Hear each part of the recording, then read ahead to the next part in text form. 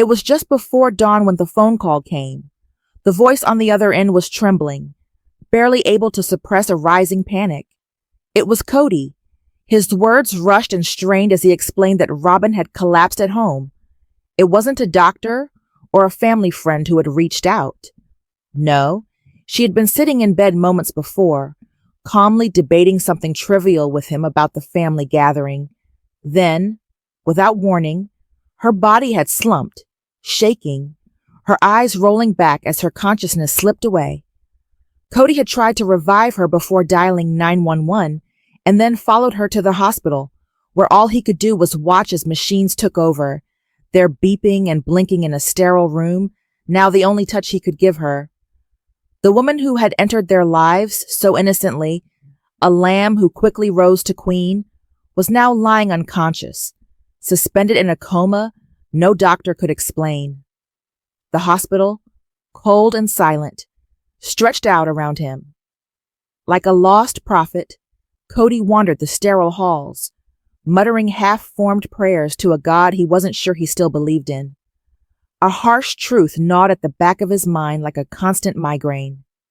For years, he had turned his focus away from his other wives, giving everything to Robyn, his comfort, his sorrow, his life, and now, here she was, unconscious. He couldn't help but wonder, if love could kill, was that the price she was paying? Had his obsession and imbalance finally caught up with her? Elsewhere in Flagstaff, Janelle sat alone at her kitchen table, the light of morning starting to fade into afternoon. She had been woken by the call, but it didn't shock her. No, she had felt the weight in the air, a suffocating pressure that had been building for days. Her first instinct wasn't panic, but reflection. How many times had she tried to talk, tried to voice her concerns about the imbalance she felt? Robyn's needs, always placed above the rest of theirs, had been evident from the start. Janelle had always sensed it.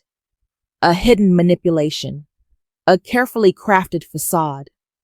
Kody had been swept up in it too, caught in a force greater than he realized. For more than a decade, she had watched as their family structure turned into a monarchy, and now, as the situation with Robyn unfolded, she knew it. The house of cards was finally crumbling. She muttered to herself as she took a sip of her now cold coffee. Across town, Meri walked quietly through her garden, her fingers tracing the bare branches, the dead herbs, seeking solace in the earth. It had been the soil, not Kody, that had held her steady in the years since he had emotionally distanced himself from her. When she heard about Robyn, there was no panic, no rush to action. She listened to the wind, her spirit attuned to the quiet that surrounded her. Meri had spent years watching her identity unravel, watching her place in the family diminish, all while Robyn's influence grew. But despite it all, she had never let bitterness take root. Instead, she felt vindicated now. Not vengeful, but vindicated. Life, she believed, had a way of balancing things, communicating in subtle, invisible ways. This was more than just a coincidence. Something greater, some cosmic reckoning, was at play. Health concerns had paused everything. Robyn's hospital room felt frozen in time, like a place untouched by the world outside. Her body lay still, no twitch, no flinch. Only the machines beeped steadily, reminders that life still lingered. Yet her soul seemed elsewhere, as if it had wandered far beyond the sterile walls in the hidden depths of unconsciousness. Robyn found herself in a realm she could never have imagined. A grand hall stretched before her, formed of radiant stone and glowing light. The silence in the air was so complete, it echoed. The floor hummed softly beneath her bare feet. She wore a simple white garment, stripped of makeup, jewelry, and all pretenses. No mask, no armor. Ada stood before her, and next to him, a being, neither man nor woman, neither warm nor cruel, just still, just eternal. Its lips didn't move, yet a voice filled the space. You are not dead, but you are here to respond. Robyn's voice, barely audible, trembled. Answer for what? For imbalance, the being replied. For claiming what should have been shared. For disguising pride as humility. For declaring sacrifice while others starved for affection. Robyn began to cry, those same sobs that once crumbled Kody's resolve. But here, in this place, they didn't hold power. The tears hit the ground silently and vanished.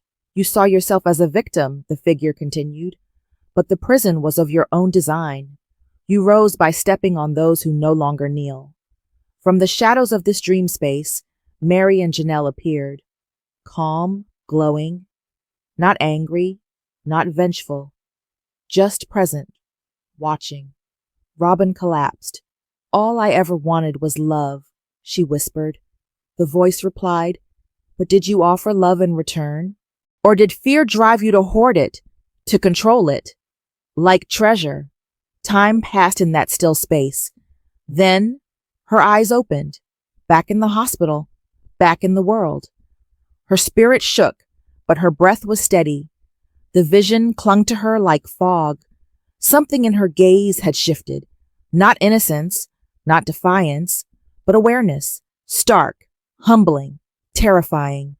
Kody rushed to her bedside, tears spilling freely. You're awake, he choked, as if afraid it might not be real. Robyn didn't look at him. Not yet. Her first words were quiet, but firm. I saw everything. Kody quickly texted Janelle. She's awake. There was no reply. Miles away, Meri stood barefoot in her garden, eyes closed. A breeze passed through the trees, and she felt it. That subtle shift. The beginning of something new. Not just change, but truth. Not illusion, but reckoning. The Brown family would never be the same. Their spiritual foundation had cracked. What remained was uncertain. Would Robyn change? Could Kody? Could the women who had once been pushed aside learn to forgive? Only time could answer. But one thing was sure. The age of illusion was over, and what came next was only the beginning. He had 18 children and multiple marriages, but oddly enough, Kody Brown found himself almost unintentionally monogamous in recent years, particularly with his youngest wife, Robyn Brown, now 45. Meanwhile, Janelle Brown, once seen as a solid match for Kody, has undergone a powerful transformation since their split in 2022 after nearly 3 decades of marriage and 6 children together. The end of their relationship wasn't easy. Leaving behind a plural family structure was a major decision for Janelle, and the road forward was far from smooth. She faced harsh financial truths, and even greater heartbreak with the tragic loss of her oldest son, Garrison Brown, who passed away at just 25 in March 2024. Yet, despite the heartache, Janelle has begun reclaiming her life. After relocating to North Carolina, she made a bold leap into entrepreneurship, launching the business she always dreamed of. She's also been focusing on her health and appearance. Her recent Instagram post, where she stunned in a velvet gown at a fundraiser in Raleigh, turned more than a few heads. The caption revealed she was invited by her friend April Rains and her husband, calling the evening fun and for a good cause. It was a rare glam moment for the now single mother who lives and works on a farm, far removed from the polygamous lifestyle she left behind. Interestingly, during their time in Kody's plural marriage, Janelle and fellow wife Kody Brown weren't especially close. Their personalities never quite clicked. But everything changed when Kody became the first to leave Kody in 2021. Soon after, Janelle followed, and something unexpected happened. The two women grew incredibly close. They celebrated holidays together with their kids, took trips, and even built careers side by side through their work with Plexus, a health and wellness brand. Their joint success recently won them both spots on an exclusive cruise, with Kody proudly posting a photo carousel on Instagram that featured her daughter Mykelti Padron and husband David Woolley. In her post, Kody noted that There will always be an unbreakable relationship between the Sister Wives cast. Janelle, who appeared on the Sibling Revelry podcast, was asked if she's open to love again. Her response was candid. "I'm done," she said, affirming her love for the single life. But then she added something more. She might reconsider if the right person came along. For now, she's content, but who knows what the future holds? Christine, on the other hand, has found new joy. After years of focusing on others, she's now focusing on herself. Her recent Instagram reel, set to Jimmy Eat World's The Middle, was a reflection of that journey. "Staying positive doesn't mean ignoring the tough stuff," she wrote. "It means choosing to stand up for what's right." The last 5 years have tested Christine in every way. The family's move from Las Vegas to Arizona, the strain of the pandemic, and Kody's increasing favoritism toward Robyn created deep cracks in their already fragile dynamic. Christine had the courage to be the first to walk away, and it inspired the others to follow. Now married to David Woolley for a year and a half, Christine is thriving. Her Instagram is full of affirmations and encouraging messages, reminding her followers that it's okay to put themselves first.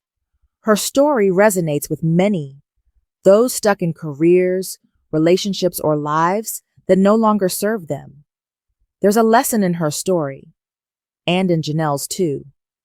Sometimes you have to step away from what's familiar to find something better. And sometimes the most unexpected path is the one that leads you home. At 49, Christine made a bold move, leaving behind the only love and home she had ever known in search of something more: happiness. Her story is one that could inspire countless others in similar circumstances to take a leap for themselves. It's rarely easy. In fact, it's usually quite the opposite. But as Christine has shown, having the courage to take risks can absolutely pay off. And in her case, it did. Meanwhile, Meri Brown, another central figure from Sister Wives, has been embracing a path of strength and self-reliance. However, her recent social media activity might be creating more distance between her and the rest of the Brown family, a shift that could have serious implications, especially when it comes to the Kody Pass land situation. Known for being one of the more vocal members of the family, Meri was spiritually married to Kody Brown for over 30 years. Despite the turmoil in their marriage, she consistently made it clear that she was focused on what was best for her, even when the outside world had plenty to say. In season 19, viewers have seen a new side of Meri, a woman who's no longer just surviving, but striving. She's opened up about her desire for independence and shown admirable strength during one of the most challenging chapters of her life. Watching her transformation has been both moving and empowering. Still, Meri's emotional evolution hasn't come without a cost. Her subtle withdrawal from the rest of the Brown family, especially evident in her cryptic online posts, raises some eyebrows. She's been posting frequently about discomfort, silence, and emotional restraint, hinting at lingering internal battles. It's clear that leaving Kody had a profound impact on her, and perhaps not just on their relationship. While she's made significant efforts to move forward, Meri's occasional veiled references to her relationships with Kody, Robyn, Christine, and Janelle suggest there's more beneath the surface. What's even more intriguing is what she hasn't said yet. Meri has previously teased that she has much more to reveal about her experience as a sister wife, the endurance it took to live through years of emotional complexity, and the dynamics with Kody and Robyn. Though she's remained relatively quiet on her relationships with the others, her silence may speak volumes. As Meri continues to navigate her newfound freedom, she's also confronting the legal complexities tied to Kody Pass. Her social media seems to show a woman protecting her peace, sharing more about her personal journey than her past family ties.